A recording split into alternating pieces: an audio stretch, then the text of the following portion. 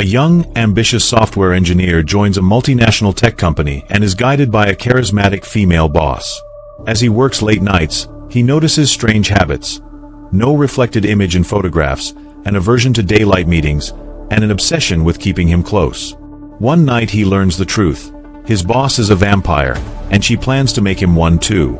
Torn between survival and humanity, he must outsmart her, decide whether to accept immortality or expose her to the world.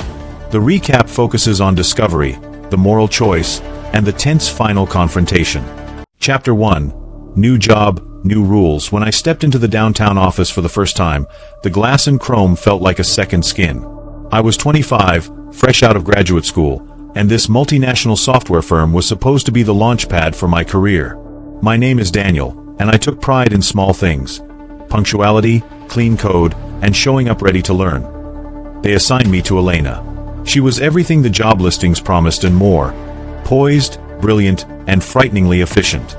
She wore the kind of calm that made other people hurry. On the first day, she shook my hand with slow confidence and said, "We'll see what you can do." I felt seen, and oddly, watched. Her office sat on the corner with floor-to-ceiling windows and a view that made the city look like a toy model. She always scheduled our meetings late in the day, as if preferring the shadows. It didn't worry me at first. In tech, deadlines mean nights. I promised myself it was just the rhythm of work. Chapter 2. Little oddities. A week passed and small things stacked into an odd tower. Elena never took lunch. She declined the office photographs we sometimes took after product launches. When I offered to bring coffee, she asked for it black and drank it like water, without enjoying it. Once, while waiting outside her office, I noticed she lingered near a polished plaque and tilted her head toward a mirrored surface. My reflection was there, pale and tired.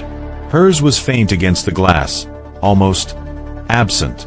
I told myself my eyes were tired, that it was a trick of light. A night she asked me to stay late more often, to help debug a performance issue. The servers hummed like a sleeping animal. She'd sit close behind me, her presence colder than office air. "You're learning fast," she'd murmur. My skin prickled. Ambition and unease braided themselves into the same feeling. Chapter 3. Discovery. The truth came when I stumbled across her desk drawer. It was late. The rest of the floor had become shadows and server lights. I was searching for a spare notebook when I found something else. Leather-bound journals, brittle and smelling of old ink, strange sketches of constellations and teeth, a corner of a page stamped with a sigil I didn't recognize. My hands trembled for reasons I couldn't name. I took a quiet picture with my phone, just to remind myself I hadn't imagined it. When I looked at the photo, something strange. The image showed the papers, but Elena's face, which had been behind me for a second, didn't appear in the frame. I felt the hair rise on my arms. The office was silent except for the servers. Elena stood at the doorway, as if she had never left. Her smile was slow. "Curiosity is useful," she said, "but some mysteries look back."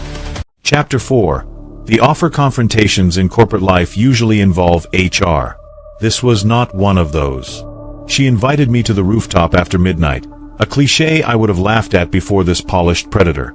The city lay below like a field of teeth. She told me about her life in a voice that made the wind seem trivial. Her history wasn't in court records or LinkedIn profiles. "You were meant to be more than what you think," she said. "You have hunger. You stay when others leave.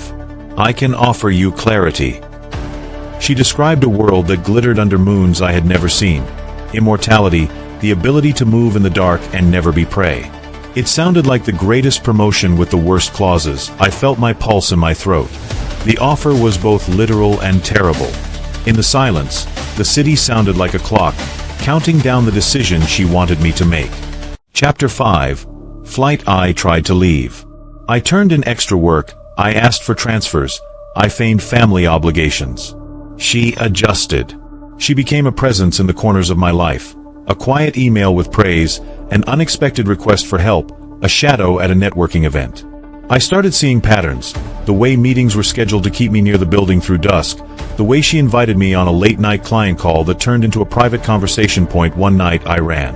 I walked faster than I had in years through rain-slick streets that smelled like ozone and exhaust. She found me at a diner beneath fluorescent light, smiling like a woman who had waited centuries. "You can run from a job," she said softly, "but not from choices." She didn't reach for me.